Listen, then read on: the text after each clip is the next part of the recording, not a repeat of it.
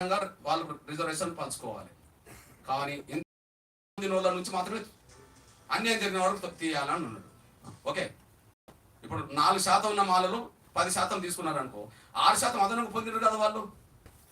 మరి ఇప్పుడు మా ఉప కులాలు మా దళిత కులాలు అనబడుతున్న వాళ్ళు మాదిగల కంటే ఎక్కువ నష్టపోయినట్టుండ్రు కదా అంటుండ్రు కదా. ఓకే, అరే నష్టపోయిన వాళ్ళకు కారణం మాదిగల జనాభా కంటే మించి పొందితే మాదిగల వాళ్ళు కూడా నష్టపోయినట్టు. జనాభా కంటే మించి పొందినరా? జనాభా కంటే మించి పొందితే వర్గీకరణ ఉద్యమం ఎంఆర్పీఎస్ ఎందుకు తీస్తుంది? 30 ఏళ్ళు ఎందుకు నిలబడుతుంది? అర్థమైంది కదా? మేము మీలాగా నష్టపోయిన వర్గంలో ఉన్నామా, లేదా మేము దోసుకున్న వర్గంగా కనిపిస్తున్నామా? ఆశలు ఉండాలి, అత్యాశలు వద్దు. ఒకవేళ తీసి ఇవ్వాలనుకుంటే, అదనంగా తీసి ఇవ్వాలనుకుంటే ఎవరి నుండి తీసేయాలి? నిన్నటి వరకు లబ్ధి పొందుల నుంచి తీసేయాలి.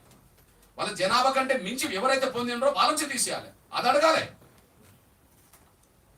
మాదిగలు నష్టపోవడానికి కారణం, 57 కులాలు నష్టపోవడానికి కారణం ఎవరు తీసుకున్న విషయం చరిత్రలు ఉన్నప్పుడు వాళ్ళ నుంచి తీసేయాలి కదా. మాదిగల నుంచి తీసేస్తే మేము ఎందుకు ఒప్పుకుంటాం? మా 57 కులాలు న్యాయం జరగాలి. మా 57 కులాల అవకాశం మేము దోసుకుంటే మేము వాళ్ళ వైపు మేము ఆలోచించాలి కదా. వాళ్ళు అది ఆలోచించట్లేదు. మాలల్ని మాదిగల్ని దోషులకు కూడా కడుతుండ్రు. అది తప్పు. ఇద్దరు దోషులు కాదు.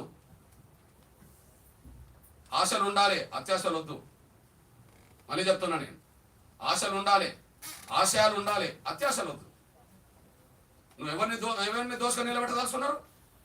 57 కులాలకు ఐక్యం చేసే వాళ్ళు మాదిగల దోషులు నిలబెడతారా? మాదిగల దోషులు నిలబెడితే వర్గీకరణ ఉద్యమం ఎవరు చేసిండ్రు? 57 కులాలు ఎంతమంది జైలుకి వెళ్ళిండ్రు? ఎంతమంది దెబ్బలు తిన్నారు? ఎంతమంది చచ్చిపోయిండ్రు? చెప్పండి. మేము 10% ఉన్న వాళ్ళము 5% పొందగలిగినాం. నష్టపోయింది 5%. మాలను దోసుకున్నారు. నువ్వు 2% ఉంటే 1% నువ్వు పొందినావు. ఇప్పుడు 57 కులాల్లో మా కడియం సార్ ఉన్నాడు, ఎమ్మెల్యే కాదా? వాళ్ళ బిడ్డ ఎంపీ కాదా? ఉమ్మడి వరంగల్ జిల్లా నా సొంత జిల్లా. 170% 80% మాదిగలు ఉన్న జిల్లా. ఆడొక మాల ఎమ్మెల్యే ఉన్నాడు, ఒక మా బయట ఎంపీ ఉన్నది, మా బయట ఎమ్మెల్యే ఉన్నాడు. మాదిగలు ఎవరు లేరు కదా. ఇప్పుడు ఎవరు దోసుకున్నట్టు?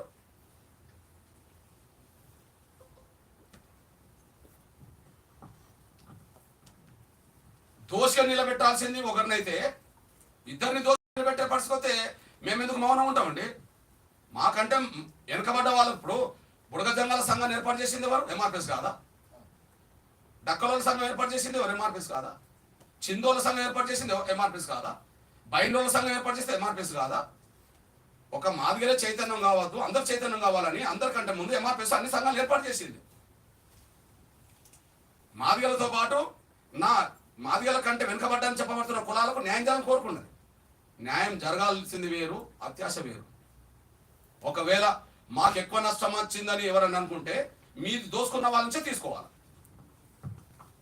మీకు ఎక్కువ నష్టం వచ్చిందని ఎవరని అనుకుంటే, మాకు నష్టం వచ్చింది మాలలే, మేము మాలది ఇప్పుడు దోసుకోవాలనుకోవట్లేదు. వాళ్ళ వాట వాళ్ళకి పోతాను. 50 ఏళ్ళు తిన్నారు, 50 ఏళ్ళు తిన్న దానికి మేము దాని వల్ల మీకు ఎక్కువ శాతం తిన్నారు కాబట్టి మీకు రిజర్వేషన్ వద్దని అంటలేము కదా. కాబట్టి దోషగా నిలబెట్టాల్సింది దోసుకున్న వాళ్ళని, కానీ ఇద్దరిని దోషగా నిలబెడితే ఎంఆర్పీఎస్ ఎందుకు? మరిగా ఎంఆర్పీఎస్ ఎందుకు జాతిని మేలు కోల్పోయింది? ఎంఆర్పీఎస్ ఎందుకు ఇన్ని సంఘాలు పెట్టించింది? మాదిగల వాట మాదిగలకు రావాలని, ఎవరి కులం వాట వాళ్ళకు పోవాలని. అయితే 57 కులాల జనాభా ప్రతి కులానికి ఒక 1% వస్తుందా? రాదు. కానీ కొన్ని కులాలు కలిస్తే 1% 2% వస్తుంది అనుకుంటే జనాభా రీత్యా ఎవరికైనా అవకాశాలు ఉండాలి. ఈ దేశంలో అంబేద్కర్ సాధించింది జనాభా పరంగా రిజర్వేషన్లా, జనాభాకు మించిన రిజర్వేషన్లా. ఇక్కడ 15% ఉన్నది. తెలంగాణలో 15% ఎందుకు ఉండాలి? 20% ఉండవచ్చు. ఎందుకంటే ఉత్తరప్రదేశ్లో 20% ఉన్నది. పోనీ గోవాలో 2% ఉన్నది. అక్కడ 2% ఎందుకు ఉండాలి? 15% ఉండవచ్చు కదా. ఏ స్టేట్ లో షెడ్యూల్ కులాల జనాభా ఎంత ఉంటుందో అంతే రిజర్వేషన్. రిజర్వేషన్ల పునాదే జనాభా పరంగా అయినప్పుడు పంచుకోవడం ఎట్లా పంచుకోవాలా? జనాభా పరంగా పంచుకోవాలి.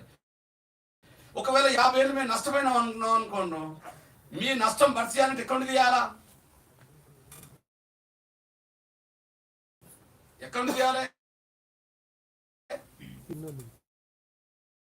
జనాభా కంటే